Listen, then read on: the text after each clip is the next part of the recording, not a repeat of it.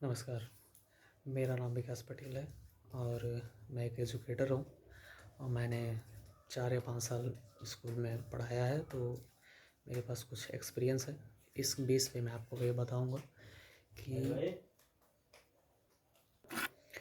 इस वीडियो में हम इस टॉपिक पे बात करेंगे कि चाहे आपका बच्चा जब से स्कूल जाना शुरू करता है, तो वो चाहे नर्सरी, एलकेजी, यूकेजी में हो या फिर 6, 7 में हो, 8 में हो, 9th में हो, 10th में हो, तो अपने बच्चे को पढ़ाई को लेके आप कैसे प्रेरित करें। हाँ, कैसे उसको जो है ये एहसास दिलाएं कि पढ़ाई जो है जैसे कि शिक्षा आज के इस मॉडर्न ज़माने में बदलते हुए इस समय में कितना इम्पोर्टेंट है, कितनी इसकी अहम भूमिका है हमारे जीवन में, इसी टॉपिक पे हम बात करेंगे। तो सबसे पहले हमारा टॉपिक आता है हेल्थ, मतलब सेहत।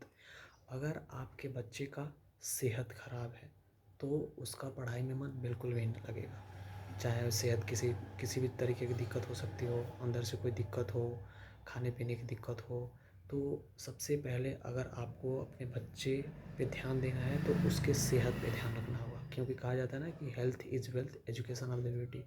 कहा जाता है कि मतलब स्वस्थ जो है मस्तिष्क में ही स्वस्थ मानव का विकास होता है। उसका मतलब अगर ब्रेन जो है स्वस्थ है, शरीर स्वस्थ है, तो उसका जितना भी एक्टिविटीज़ होंगे सब में उसका मन लगेगा।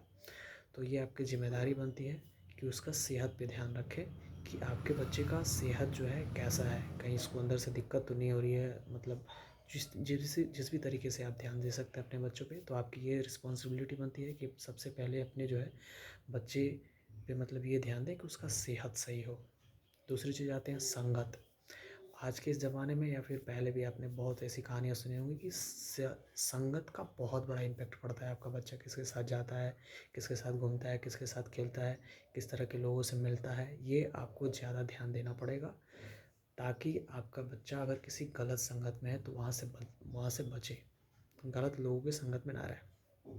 तीसरी चीज़ ये है कि आपको अपने बच्चे पे ध्यान देना पड़ेगा कि इस पढ़ाई को रिलेटेड लेके हमारे बच्चे के पास किन सामानों की, किन संसाधनों की कमी है। किसी स्कूल में जाता है तो अच्छा ड्रेस है कि नहीं, शूज़ है कि नहीं, टाई है कि नहीं, बेल्ट है कि नहीं, कॉपी नहीं है, किताब नहीं है, कलम नहीं है, बैग सही नहीं है। इन सब चीज़ों को आपको ध्यान देना पड़ेगा कि कहीं से भी इन सारी चीज़ें आपके बच्चे के लिए अरेंज करें, क्योंकि ये शिक्षा में एक अहम भूमिका निभाती हैं। स्कूल में जाते हुए आपका बच्चा किसी और बच्चे को देखता है, उसके पास सारे संसाधन हैं, तो कहीं ना कहीं वो अपने आप को डिमोरलाइज़ करता है कि मेरे पास ये नहीं है तो शायद मैं पढ़ाई को लेकर इतना वो नहीं हो सकता हूँ। तो आपको जो है जो भी उसके पढ़ाई के प्रति रिकमेंडेशन है उसको आपको फुलफिल करना ही होगा, ताकि इन सब सोच से आपका बच्चा मतलब बचा रहे। तीसरी चीज़ कि आपका बच्चा है तो ध्यान आपको ही देना पड़ेगा कि मेरे बच्चा है तो इसको मैं जो है मतलब हर गलत, हर बुरी चीज़ों से बचा के रखूँ। मतलब खुद से ध्यान दें, चाहे आप माँ हो या बाप हो। कई केसेस में होता है पिता बाहर रहते हैं, माँ घर रहती है, तो आपकी ये जिम्मेदारी रहती है कि बच्चों पे आप ध्यान दें। बच्चों की हर रोज़ अपने बच्चों से कमियाँ पूछें कि तुम्हारे पास किसी सामान की कमी तो नहीं है, अगर है तो हम तुमको देंगे, तुमको क्या चाहिए। बच्चों को समय दें, भागे नहीं। अगर ये सारी चीज़ें आप अपनाते हैं तो मुझे नहीं लगता कि आपका बच्चा जो है पढ़ाई को लेके जो है मतलब डिमोरलाइज़ होगा या फिर उसके मन में इस तरीके के मतलब विचार आएंगे।